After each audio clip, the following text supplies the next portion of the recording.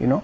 So if you are saying that I should not have given Rigathi a chance and I should not have given JB a chance, that is you, that's not me.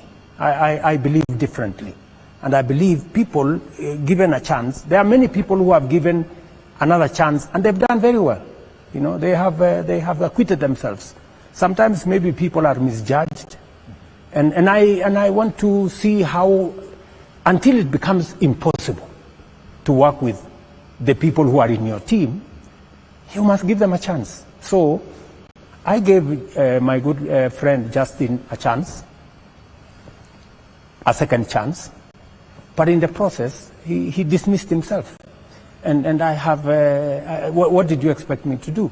I give somebody a chance, he starts to do whatever he's doing. So I think let's move on. Let us, and you know, it's not the end of the, it is not the end of the road. JB Muturi has a very good pension as a former speaker. So hawezi kuumia sana ataenda kuhangaika. Ako na kazi nyingi, ako na pension, anaweza kusonga mbele. Labda tuone wakati ambao serikali imetulia na kazi inaendelea, kwa sababu sana sana ya kuhusu kazi, ma-CSs, kazi inabadilika kila siku. Wanasema even before you warm your seat, you are out. Even before you settle, even before you know where the chair is, where everything is, you are just out. Asante Joki. Nataka tushikanishe hayo maswala. Unajua you're on record saying that there was a time your CSAs, you knew their departments and ministries more than they did. And you have always said that you want to work with the best. But you have said, alikuwa rafiki, were you choosing friends or were you getting competent people that would have supported you and you would not have found yourself in the situation that you're finding yourself in? You see, there is always a balance between the team you have. So you have a team, yes, and you know you have to choose the best from the team you have. And even when you choose from the team you have, they say the test of the pudding is in the eating. Sometimes you think highly of somebody, maybe they are not. Sometimes you don't think much of somebody, maybe they are better. So you have to keep balancing. And let me tell you this. Government is run through collective responsibility. Much as we have a minister for this and a minister for the other, decisions are made collectively as government. So whether you serve in this ministry or you serve in that ministry, it is your responsibility to understand government in its entirety and to work with all colleagues in different aspects. Let me tell you, my dear sister Nyokabi, you know, when you inherit a situation, and you inherit a situation where the economy is not doing well, and you have to do things, you have to cut down on this, you have to cut down on this, you have to stop this project, you have to stop that project, to allow the economy to breathe, and to allow the economy to come back. I am now much more confident. And you know, when I tell the people of Kenya that the country was headed to a default. There are countries, you know, I'm not talking from space, there are countries who have defaulted. I don't want to mention countries by name. Kenyans know, anybody who is interested in public affairs knows there are countries, our neighbors, many countries have defaulted. And when a country defaults, my sister, you are in so much trouble. Nobody wants to lend you nothing, nobody wants to associate with you. One of the neighbors, I don't want to mention which one, their currency was devalued by 100%. Do you know what that would mean to Kenya if we were to go that direction? Just imagine if the dollar was exchanging at 220 shillings. What kind of a country would we be? You know? So there are real issues that I have had to do to stabilize the economy of Kenya. And I can now confidently say that now that we have stabilized the economy, inflation has come down to 3.5% from 9%. Our exchange rate has stabilized substantially. Our foreign reserves, we're now close to $10 billion. We are now in a much more solid place to undertake the development of our country. And let me tell you, guys, Friends, I don't know whether guys is right. Friends, let me tell you this. Even in the midst of all these things, people are judging me rather harshly, you know. Even in the midst of all this, there are 200,000 Kenyans, 240 to be exact, ask Alice Wahome, working in our housing program. There are 200,000 Kenyans working who have benefited from export of labor. In fact, what we've just done is to make Uwezo Fund and Youth Fund be able to finance young people who are getting jobs abroad. Let me also tell you that digital hubs and digital economy and digital jobs are employing 195,000 Kenyans. In the midst of all this, there are real people with real jobs, earning real money, even in the context of what we are doing. And there are real things happening. You know, are we building the markets? Yes. Are we building housing? Yes. Have we tendered for hostels? Yes. Are the roads now ongoing? Yes. Are we doing universal health coverage? I made a commitment that we are going to change the infrastructure of health in Kenya, and we are going to see a different output. Have we stabilized the education of the children of Kenya? Yes. When I came into office, nobody knew what CPC was going to happen. Many parents were they did not know what was going to happen next. We have sorted out the challenges with CBC. I have hired 76,000 teachers in 2 years. It's never been done by any government. We have a new funding model. It was taken to court. The court has now cleared to say it is the right model because it treats children according to the ability of their parents, so that children from poor families can get up to 90% scholarship. And children of William Ruto and the other people who earn more money can be funded less because their parents can afford.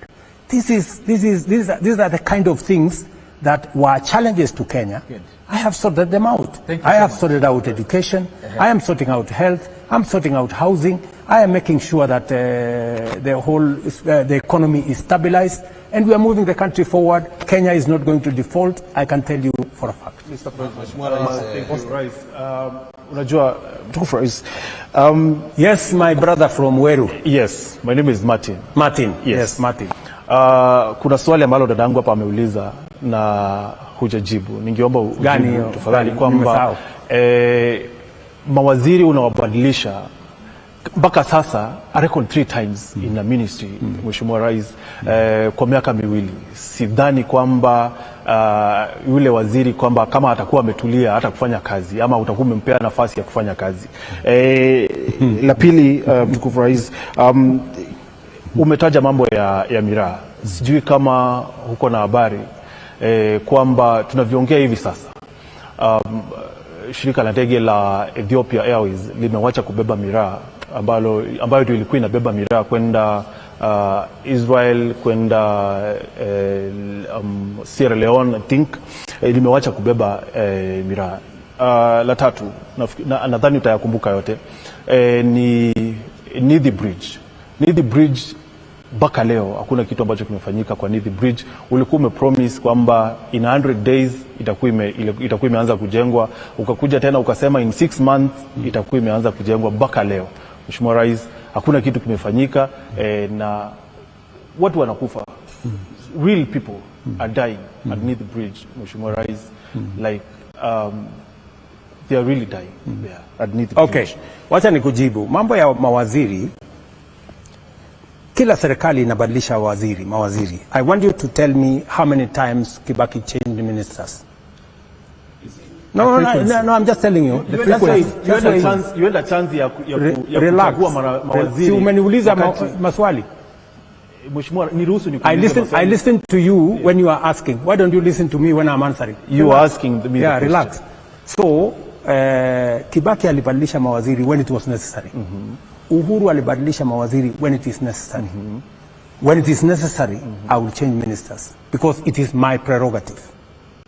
And ultimately, Mr. whatever President, the ministers are doing, ultimately, I will be asked. The buck stops with me, ultimately. So that is why I am going to work with people who ultimately are going to help me answer the final question to the people of Kenya. Yes, and umetuambia hapa kwamba wale au mawaziri wengine walikuwa marafiki zako, but then you end a chance wakati uliondoa cabinet yote. You end a chance ya kuchagua watu ambao labda hutawabadilisha baada ya miezi mitatu ama miwili. Martin, kama unaona sijafanya vizuri, sijasema hujafanya vizuri. No, sasa kwamba unawabadilisha mpaka sasa mimi mwanahabari saa nyingine hata nashindwa kukumbuka waziri fulani ni wa wizara gani. Kazi sasa utakuwa unaanguka mtihani usipojua waziri ni nani. That is your problem. Your problem is to find out who is the minister for whatever. Let me just tell you that kazi ndio mimi niko naye. Nitafanya vile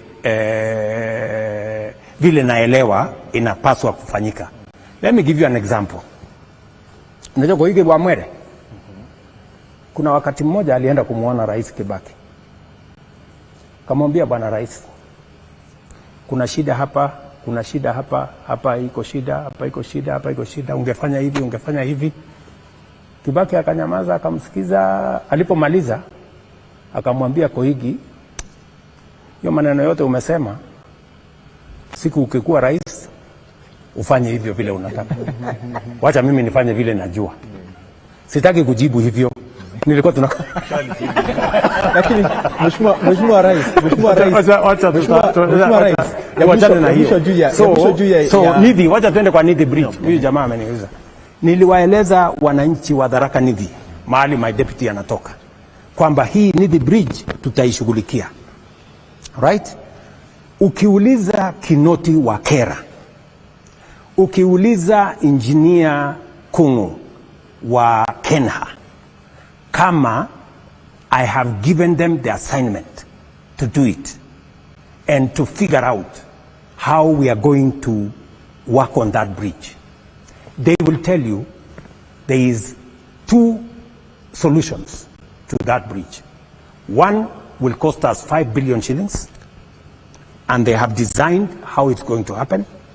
The other one is going to cost us 50 billion shillings, and they have told us to make a choice between, are we going to do one that is going to cost us 5 billion? Are we going to do another one, or the other one that's going to cost us 50 billion? As to us having a plan on how that is going to be done, we have a plan. Like everything else, because of the nature of the economy, and because we have not been in a position to raise resources to do, just like all the other roads that did not, that were not factored in because there wasn't enough resources. Now we do have resources. We are now going to figure out, as we, like last week, we paid 60 billion shillings for the contractors to go back and do what they have to do. Because now we have stabilized the economy, we've gone to the market, we've raised the resources, and we know what to do. Part of what we are going to do is to make sure that that assignment on Nithi Bridge, which by the way is a concern to me as much as a concern to you, because as you say, real people are continuing to lose lives on that bridge. So it doesn't mean that we have not, it does not mean that we have no plan. It doesn't mean that we are not thinking about it. It doesn't mean that we have forgotten about it. I can tell you, if you speak to Kinoti of Kura, if you speak to Kungu of Kenha, they will tell you the plan. Or if you speak to Mbogwa, the PS for roads, he will tell you we have a way of doing that bridge. The Miraa issue, please. The Miraa issue. Kwamba tuna wakati mfupi sana ama muda wetu unaelekea kuyoma, lakini kuna swali ambalo hatungekuachilia kama haujaelezea Wakenya. Kwa sababu gani? Kwa sababu Wakenya wanasubiri. Okay. Swali lenyewe linahusiana na utekaji nyara hapa nchini. Kumekuwa na visa vya aina hiyo. Umelizungumzia hilo jambo wakati uliopita, lakini bado kuna tetezi, kuna malalamishi. Swala la JB Muturi kuondolewa katika lile katika baraza la mawaziri lilitokana na malalamishi yake kwamba kijana yake aliwahi tekwa nyara. Tungependa tusikie msimamo wako na wa serikali, na pia ukimalizia, Mheshimiwa Rais, uhusiano wako na aliyekuwa mwenyekiti wa kamati ya bajeti Dende Nyoro, mbunge wa Kiharu. Ni vipi unaonekana kana kwamba haupo na alifanya jitihada kuu sana ili kwamba ukaweze kupata urais? Asante sana. Msimamo wangu unajulikana kuhusu mambo ya utekaji nyara. Pale nyuma kuna wananchi wengi sana walipoteza maisha yao kwa mauaji ya kiholela.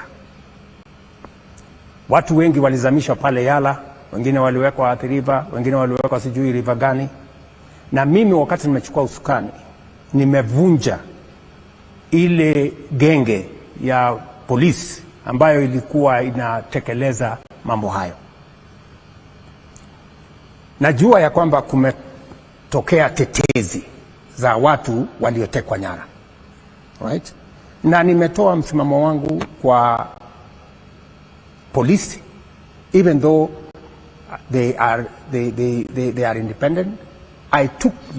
Mimi wakati nimechukua usukani, nimeambia polisi mimi sitawapatia amri. Ndio nikatoa mambo ya budget ya polisi kutoka kwa ofisi ya rais. Nikamwambia Bwana Kanja, IG na watu yako, budget ndio hiyo. Operational independence, ni nani mtakaye mchunguza, ni nani mtakaye mpeleka kotini, msiniulize, kwa sababu hiyo ni jukumu yenu as an independent arm of the security. Na nilifanya hivyo ndio matatizo ikitokea isitokee vizingizio ati ofisi ya rais, kwa sababu pale nyuma, hata ingawaje IG supposed to be independent, pale nyuma budget ilikuwa inaendeshwa kutoka ofisi ya rais. Nikasema, na nilisign the first day in office, ndio sasa Kanja na polisi wawe independent, wafanye kazi yao, na nimewaeleza kinagaubaga msimamo wangu kama rais na wa serikali ya Kenya. Polisi wanahusika? Na polisi wanaelewa ya kwamba msimamo wangu, msimamo wa serikali ya Kenya, sera, policy, position ya serikali ya Kenya ni kwamba mambo ya utekaji nyara hayataruhusiwa katika serikali hii. Na wale wanahusika na huo utekaji nyara, the police